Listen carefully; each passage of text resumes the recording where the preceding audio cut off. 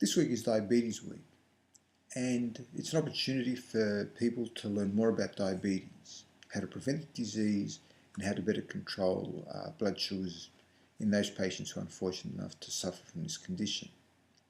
A lot of information is being conveyed to the public, and a lot of it is very confusing and sometimes, unfortunately, even misleading. We do know, however, that the incidence of diabetes, both type 1 and type 2, has been steadily increasing over the last 40 years. Many theories have been proposed to explain this rise, but alas, most of these theories are of either minor significance or, as I've said earlier, misleading. The truth is that the ever-growing rise in diabetes across the planet has paralleled the westernisation of societies. And the most striking factor responsible for this rise has not been our lifestyle, not the fact that we exercise a lot less, not the fact that sleeping patterns are more erratic, not the fact that we're eating more processed foods or less fresh fruit, or that we live a much more stressful life, as many people claim. There's no doubt that each of these factors is important, but by far the most important factor of all seems to be the amount of preservatives in our diet. And basically, many people are suffering from an overdose of preservatives, and one way this manifests itself is through the development of diabetes. Eliminate preservatives from your diet and you will get far greater control of your diabetes than was ever possible in the past. Over the years, I've done extensive research looking into the diets of diabetics and non-diabetics. And unlike other studies, I've also focused on the preservative intake of patients. And what's become clear to me is that the everyday advice that we are presently hearing, although it does have some impact, the truth is the impact is fairly minor. Often this will only result in no more than a 5 to 10% improvement in blood sugar level control. On the other hand, eliminating preservatives from the diet can lead to far greater improvements and can even lead to a complete cure. Over the last 5 years, I've assessed the effects of eliminating preservatives altogether from the diet. And what's become apparent is that the benefits go way beyond that of diabetes. In diabetics and non-diabetics as well, what I've noticed is that there is better weight control, blood pressure tends to be lower, there's better lipid control, patients generally feel better, they have better sleeping patterns, they're more energetic, and there seems to be a possible improvement in their bone mineral density, which is important for osteoporosis. But amongst diabetics, what I have noticed is that the insulin requirements can drop by as much as 50 to 75%.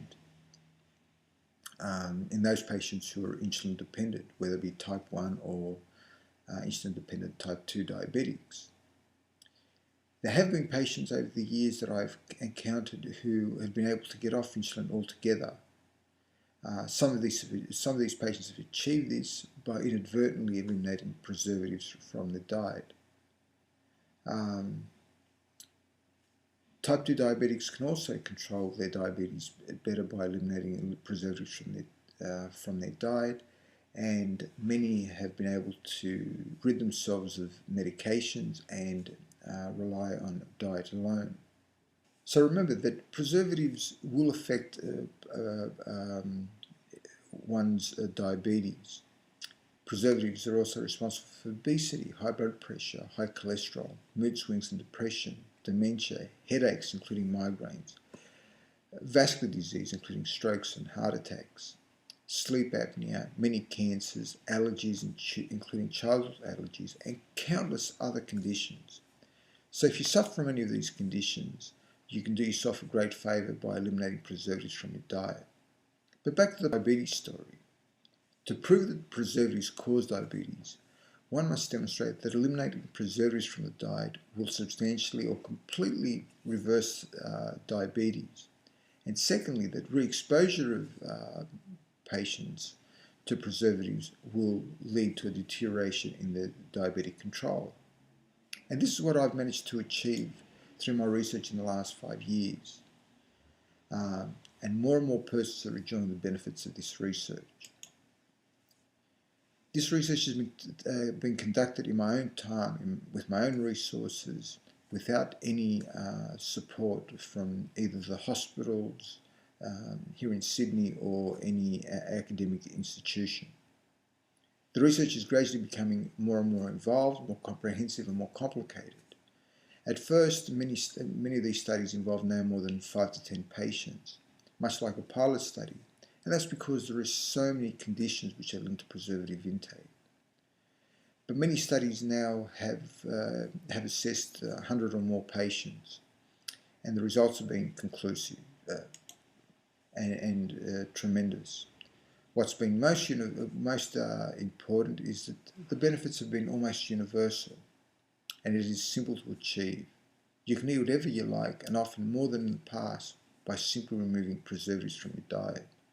So try it, and you too, in a very short period of time, usually no more than 2 to 3 months, will see a substantial improvement in your diabetic control.